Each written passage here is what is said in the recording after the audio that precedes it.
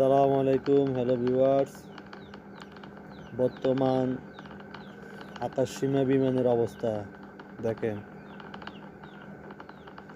সিরিয়াতে কোনো বিমান নাই, তারপরে ইরাকে বিমান নাই, ইরানে তো কোনো বিমান চলাচল হচ্ছে না।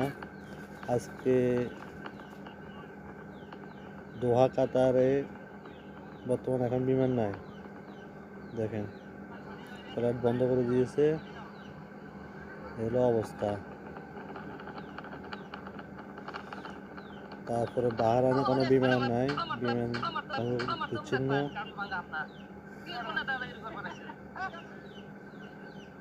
কুয়েতে বর্তমানে কোনো বিমান চলতেছে না, বন্ধ।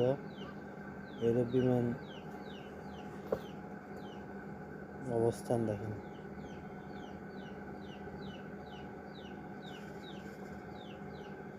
লেবানন, জর্ডানে বিমান চলতেছে, Lebanon, Israel, Gaza, east bank, এগুলোর এখানে আশপাশে বিমান চলতেছে না।